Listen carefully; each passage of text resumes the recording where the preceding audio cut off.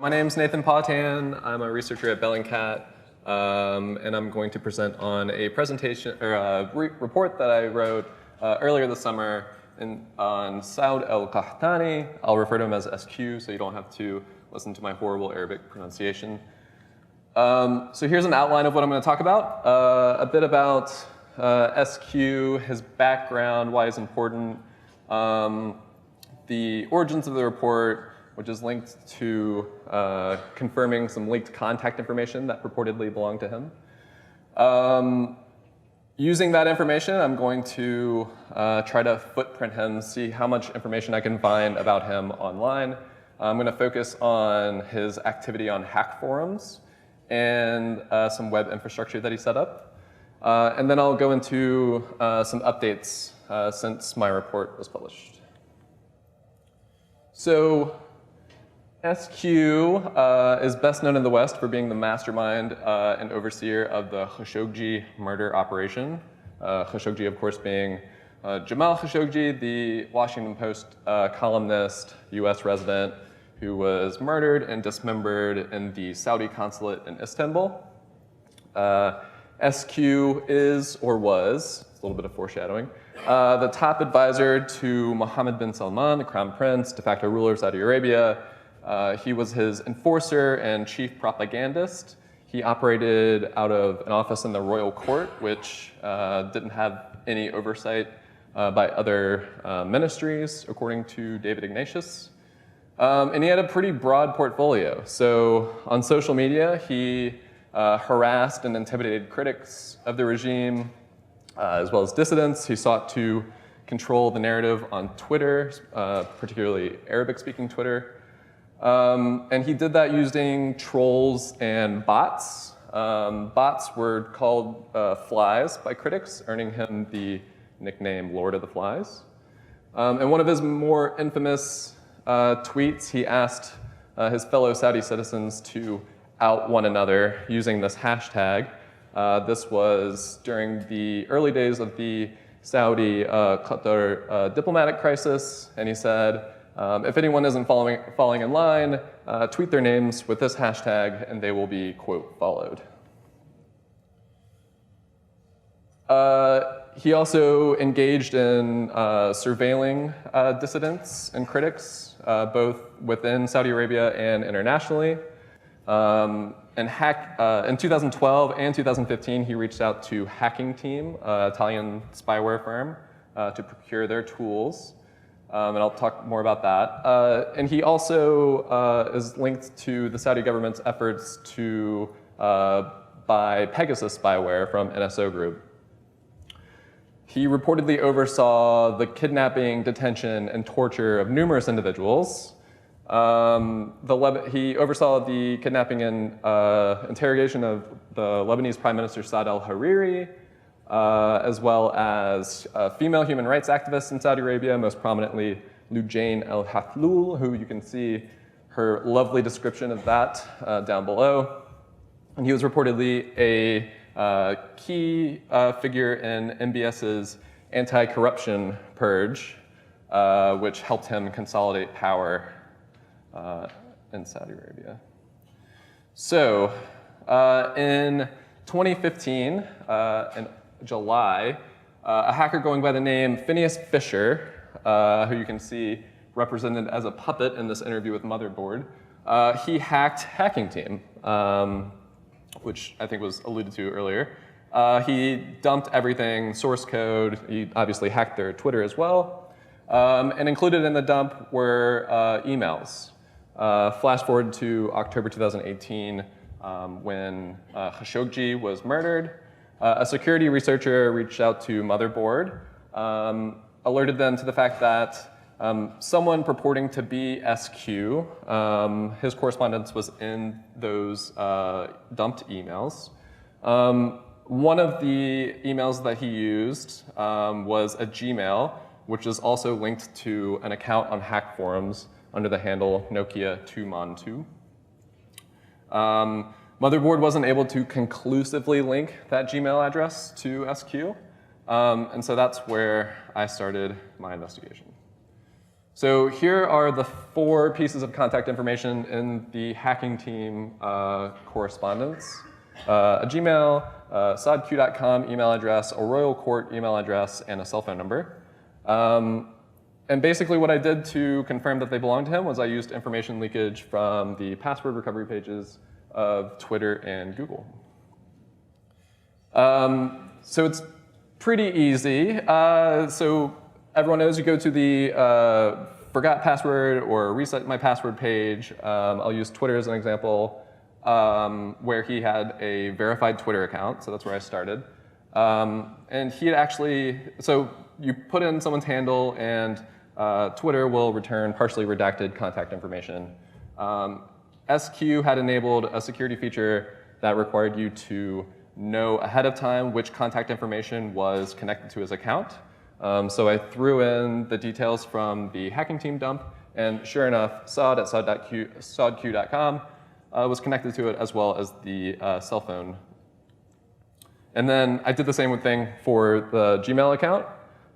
So the Gmail in the dump was linked to the same cell and email as his Twitter account. I'll kind of gloss over this in the interest of time, but I'm 99% sure that the royal court email is his, just based on this one back and forth conversation where he bounced back and forth between the royal court email address and his saudq.com email address, which we know is definitely his. He couldn't attach his PGP key, which is understandable. And so I'm pretty sure that's his. It doesn't really matter for the purposes of the investigation because I didn't find anything really tied to it. So taking a step back, this is what we know. He's a bad man. He's close to MBS. We have 3 email addresses and a phone number that belong to him. One of those email addresses is tied to a hack forums account. So from there, that's the jumping off point for trying to footprint him, see what his online activities are. That included using breach databases, reverse whois searches, platform-specific techniques, among other things.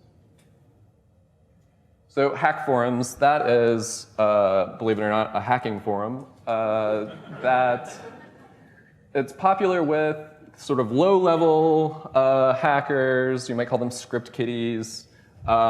He joined this forum in 2009, and I verified through a data dump that he did indeed have an account that was tied to his Gmail address under the username Nokia212. His last post was in September 2016. He posted more than 500 times. By the time that I got to his account, which is, you can still look at it today, he had deleted some 75 posts, but I reviewed all of the remaining ones. And that is some of his activity that you'll see later on. So he got off to a bit of an inauspicious start on hack forums, where scams are not uncommon. So you can see this is his very first post. He's not a fluent English speaker, as you can tell. But he basically was Googling for a FUD server, which means fully undetectable, which I understand refers to a server that's often used for malware that's fully undetectable by antivirus engines and software. So in this case, he ran into a user named Stronger7, who also helpfully helped him install his custom Trojan on his machine, said it was very easy, can't wait to do more business with him. Days later, he complained about having to reformat his hard drive, and hack forum members immediately linked that to him installing this guy's software on his machine. But this is sort of indicative of, or representative of, the types of activities that he was interested in on hack forums, which is basically hoovering up as many hacking tools as he could get his hands on. So I counted at least 24 hacking tools and services, mostly rats, cryptors, botnets for hire. His favorite was Black Shades. 2 years in, he wrote that he thinks he has 90% of the paid and free rats on the market, but no one can beat Black Shades. As it turned out, Black Shades in 2014 was the subject of the largest ever global cyber law enforcement operation, according to the Department of Justice, where they arrested 90 people in 19 countries. Saudi Arabia was not one of them. One of the co-founders of Black Shades was actually active on hack forums, and I found a post where SQ had said that he had trouble installing the latest version on his machine, and the co-founder helpfully had him, helped him install it. He remotely accessed the machine to do that, which is interesting. So Black Shades can be used like, it's a rat, so it can be used like all rats can be, it's like if you're infected, it's like you're sitting behind the keyboard. You can do edit, read, write data, turn your microphone on, turn your webcam on, exfiltrate data, etc. It can also be used for DDoS attacks.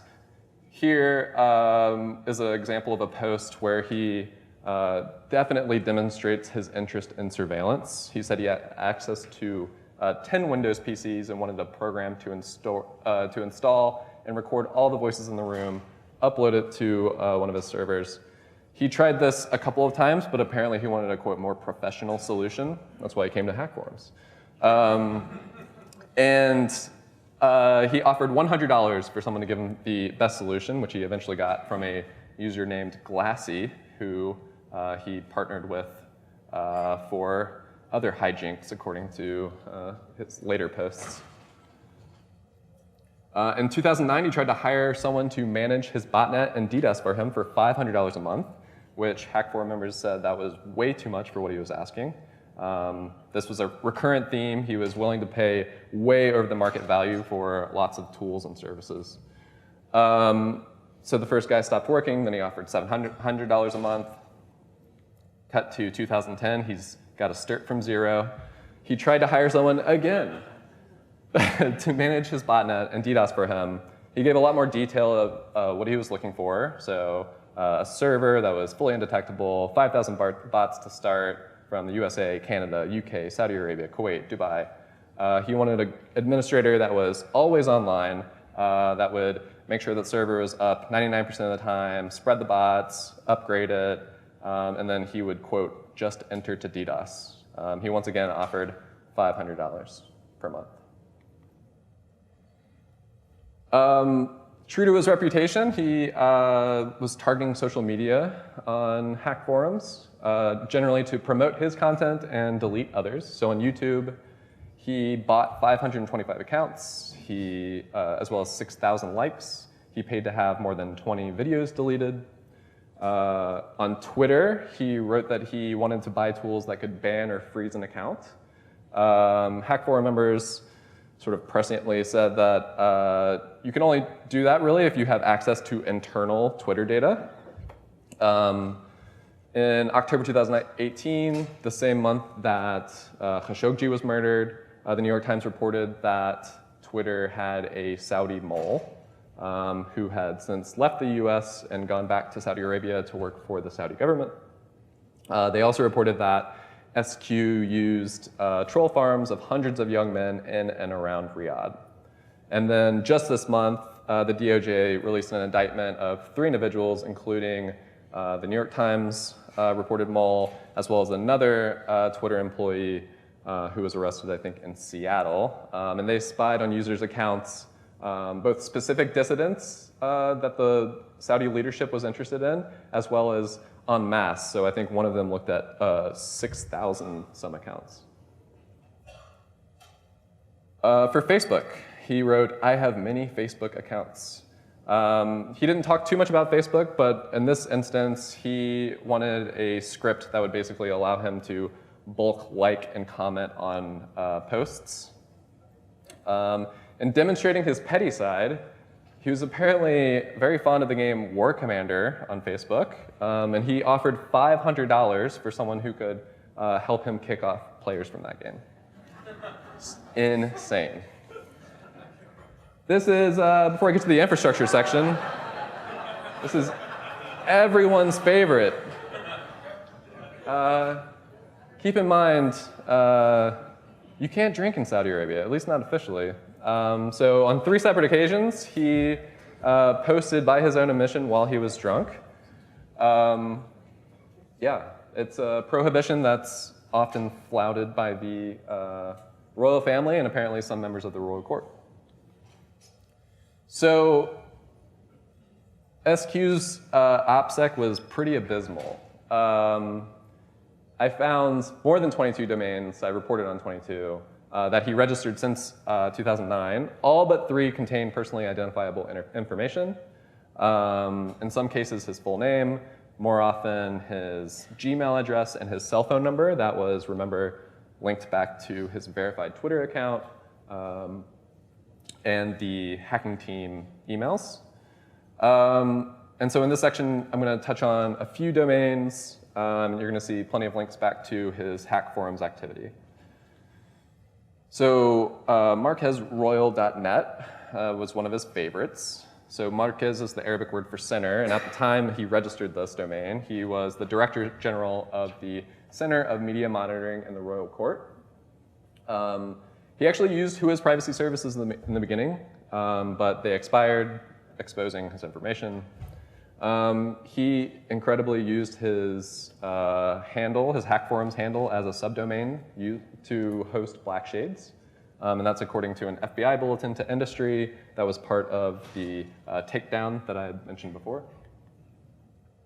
He also used his first name multiple times as a subdomain.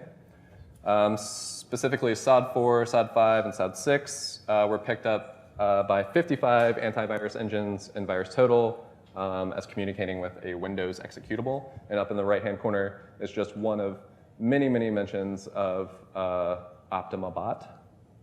And this was in the Wayback Machine. Saud for marquez-royal.net. The Wayback Machine captured the admin login page as well as the frequently asked questions page for the darkness/Optima DDoS bot. This screenshot is Google translated from Russian. SaudQQ.com. This is one of the few that I identified not through reverse Whois searches, but through co-location on an IP address. So SaudQ.com, which he used as the domain for one of his email addresses, was hosted at this IP early on, and so was this domain right here. You can see all of the subdomains which are kind of transparent and what they were used for. So you have telegram.saudqq.com, Instagram, Facebook, Botman. And this is probably the most mysterious, interesting finding. I redacted it for privacy purposes, but it's Bellingcat, so everything's transparent. You can find it. So this subdomain was captured twice in the Wayback Machine, and it consists of over 100 Canadian SMS logs, messages to and from Canadian numbers.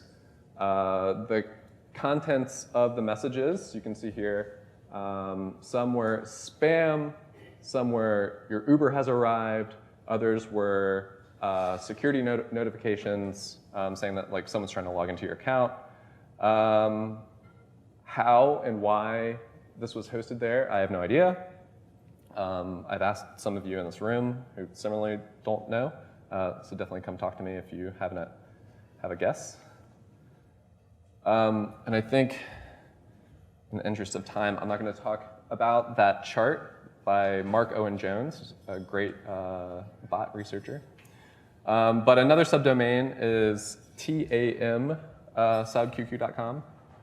And of course, once again, this was captured by the Wayback Machine, which showed its login page. So that's why we know that this was a Twitter account manager. I actually found a paste bin posted anonymously of chat logs from developers who are working on this from one day in March 2016. They're just talking about developer stuff, how to get this to work with a Mongo database.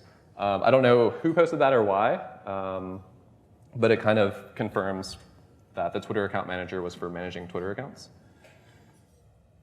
And there have been a lot of developments since I published, I think, in late June of this year. One of them is that Facebook took down a Saudi influence operation. I think it was the first time that they attributed coordinated inauthentic behavior to the Saudi government. They said that while it benefited from the information in my report, it did not find any direct links between the pages it removed in al-Qahtani. Twitter finally suspended SQ's accounts, even though he hadn't tweeted since October 2018. I should say that early on, so I think Khashoggi was murdered on October 2nd. For weeks, they did not, the Saudi government denied knowing what happened to him. When they finally said, okay, we do know what happened, they said that he got in a fight, which is not true. But when they announced that, they fired SQ from his position in the royal court. To the extent that he's actually sidelined is unclear. Interestingly, Twitter chose not to include his tweets in their information operations archive, which is, I don't know why, because out of all the accounts that they suspended that day, I think his was probably among the most important. In August 2019, a well-known dissident activist named Iyad al-Baghdadi, who's connected to Khashoggi, he tweeted that he's dead. He was poisoned by the Mohammed bin Salman regime. He attributed that information to 3 independent sources, but since then, no one has been able to confirm that, not that I've seen. Prior to that, the Western press had almost uniformly reported that although he had been fired, he was still very close to MBS and continuing in a similar, operating in a similar fashion, a similar role as before he was fired. And the best evidence we have of that is a March 2019 Guardian report in which they obtained a document, a memo signed in the name of SQ, in which he ordered the hacking, the computer hacking of 2 of their journalists who had reported on some internal fissures in the royal family. And this is the last slide. So in November 2019, so this month, 2 of the domains that were set to expire were renewed, which was very interesting, maybe. The implication is ambiguous, so it could be that SQ renewed them himself. It could also be simply that they were set to automatically renew after they expired. And that's it.